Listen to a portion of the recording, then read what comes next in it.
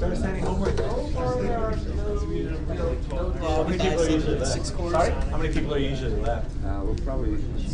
I think I have a retention of close to 80%. You know, so it's actually A much. lot of people need this class. It's not like we're all taking it for fun. Well, one, they're not taking it for fun, and if they drop, they have to take it. You know, you have to wait an entire year to do it again.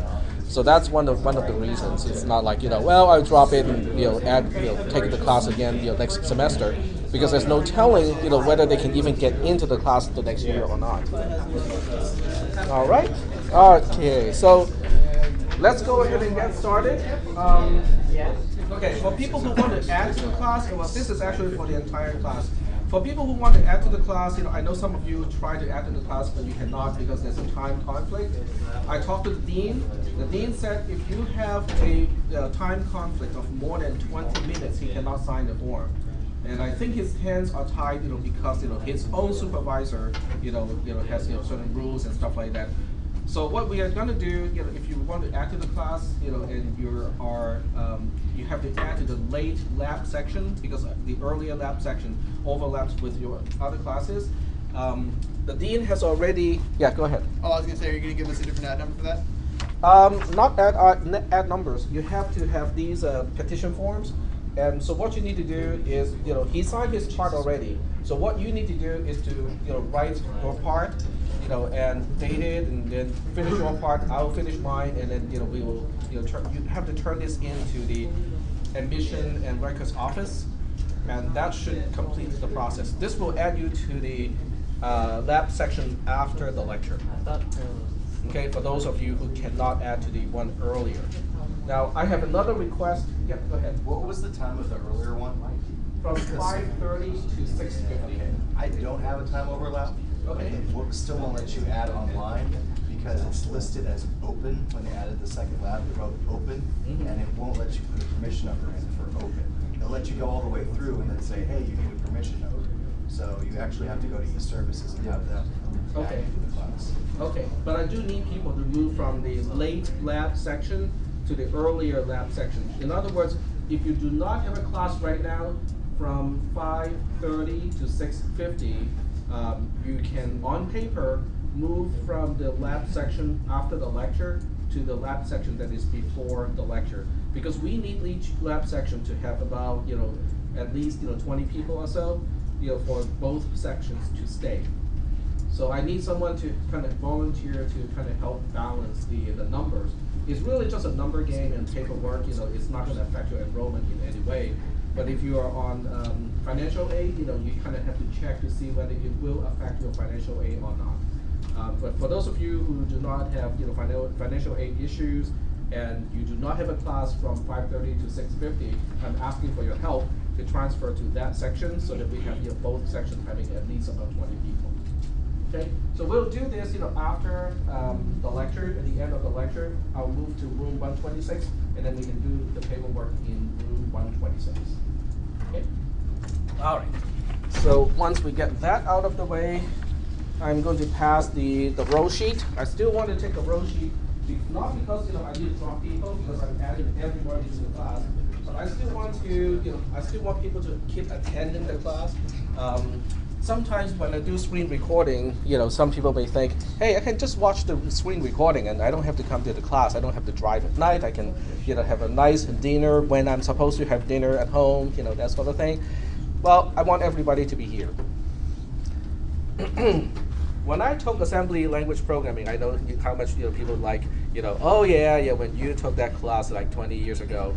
Actually, it's more than 20 years ago for me. Let's see, 85. I can't even do my math. It's more than 20 years ago. Okay, I took this class in '86 at San Francisco State University, and it was offered as a once meeting per week class. It's a 3-hour class, meeting only on Mondays from 7 to 10 p.m. And all 3 hours are lab time. The class size was about the same as this one initially, and we were using the VAX machine, VAX from DAC, Digital Equipment Corporation. Some of you have not even heard of that company because who bought them? Was it Compaq? Compaq got the Alpha brand, and then they were later rolled into HP. Okay. And they were killed off. Yeah, but anyway, it's no longer in existence. But DAC actually has a lot of significance, even in products that we use today, like Windows NT, because the guy who wrote that operating system, which is called VMS, which stands for Virtual Memory System, also wrote or became the lead developer or the lead guy of Windows NT/OS2. Yep. So there's so the history always intertwines a little bit. But getting back to my story, there were 4 hardwired terminals to that particular computer, and that's all the computers, or that's all the terminal that people can use to do their homework assignment. So imagine this entire class of about 60 students, only 4 dumb terminals can be used to do the homework assignments. That was the situation, when I took assembly language programming. And not only that, they did not have text editors, the one that we use today. They have line editors. You can edit one line at a time. It's not a full screen editor. So that made it, kind of not very efficient, okay, when it comes to editing assembly language programs. So the class size dropped to 30 students or so within the first 4 weeks or so. At the end of the entire semester, there were only like 15 people left. Makes it easy to use the computer. Makes it easy to use the computer. It never bothered me because most of the homework assignments, the professor would give us about 2 weeks to do the homework assignments. I'll get it done in 2 days. I don't even want to be close to the lab when people are trying to get the homework assignment done. Last minute. Last minute, and they all want to get some help, and they're all panicking, and not very pleasant. All right, so getting back to this class, we finished full adding and half adding and full adding. Are there any questions about the adders, the half adders and the full adders? Okay, that was no problem. So now we are moving on to the story of registers, not the story of stuff, which is also a fun video that we can watch someday when there's nothing else to talk about. All right, so this is a really short module that I wrote that kind of explains why we have registers. Most people understand inside the computer there's computer memory, right? How many people understand that you have memory modules inside the computer? Okay, those of you who do not raise your hand probably did not raise because you just felt it. It's not necessary. All right, but everybody knows that computers have memory. So the question is, why do we have these strange constructs called registers? Okay. So I'll kind of explain the background. So we'll start with the ALU, which stands for the arithmetic and logic unit. This is truly the heart of the entire computer, because it is not only the heart of the processor is the heart of the entire computer, because all the processing, they have to go through the processor. All the instructions have to be executed by the processor. This thing here, the ALU, or ALU, is at the center of a processor, because when you perform add, subtract, multiply, and all the other instructions, this is the one thing that gets exercised every single time there's any type of computation. Okay? Modern processors have multiple ALUs, but for the discussion of this particular topic, we'll just say that there's only one. Okay? We can visualize an ALU to be a magical box that has 2 inputs and 1 output.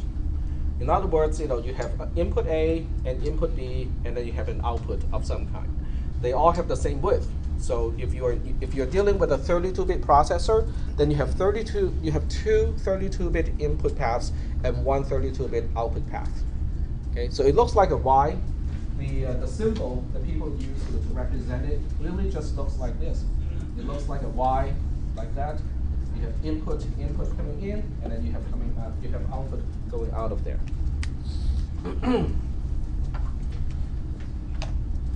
An ALU and not an FPU, which stands for floating point unit, a typical ALU can only deal with integer arithmetics. So it can typically do addition, subtraction, Some can do multiplication, but not all ALUs can deal with multiplication. And even some can deal with division, and once again, not all ALUs can deal with division. So on some of the processors, you don't have multiplication instruction, so you will have to do multiplication the long way using a subroutine. But they can all perform addition and subtraction. The ALU can do a lot of processing. It can actually keep up with the rated clock rate of your processor. If you have a 2 gigahertz processor, the ALU can truly perform 2 billion calculations per second. Okay, so the ALU is really, really fast. It can keep up with the clock rate of your processor. It only has one little problem. It has no storage. It can only compute, but it cannot store. All right, so if the ALU cannot store, it cannot get the input either, right? How do you get an input into the ALU? And after the computation, what are you going to do with the output? Because remember, the ALU can only do computation, but it cannot store anything. The first thing that people will think of would be the memory of a system. Okay, I got 4 gigs, 8 gigs, and 16 gig of RAM. So why would we not have a problem here? The memory of modern computers have vast capacity. I never have really any understanding of why would anyone need more than 2 gigs of RAM or 1. Blame that on Windows. Blame it on Windows for doing that. I think Windows needs 1 gig, just for the operating system, right? So if you try to run anything else, you need 2. Well, since we are on this topic, I know this is kind of like off topic, but I do want to show you. This shows me that I'm making use of 4 gigs of RAM because I have a 32-bit operating system, of which about 1.1 gigs is being used. So you might say, Tech, you see, Linux, takes up a lot of RAM too, so it's not just Windows.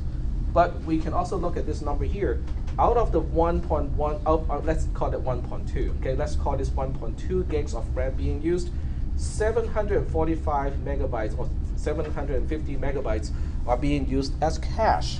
In other words, you have to subtract 730 megabytes from 1.2 gigabytes to really that's how much RAM is actually used by the operating system. So what is that number? 1.2 or 120, 1200 minus 760. Just give me a rough number. 450. Less than half a gig, right? So this system would actually run with half a gig of RAM. And that's why I said earlier, I cannot understand why people need more than a gig of RAM on their systems.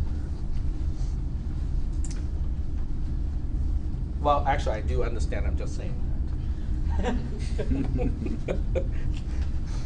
Because I want my computer to be a heater, so I want to put as much stuff in it as possible. Actually, if you want a heater, a good heater, you just need to install a Pentium 4 processor.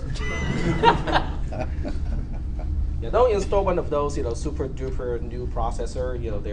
They're not really good for heat. The new i7 processor, even with a quad core, I think the power consumption is what, 80 watts? Yeah, which is amazing. That is just amazing. I have a quad core processor, a Q6600 in my computer, and the processor itself, consumes 150 watts of power. Okay, but in terms of computation power, if you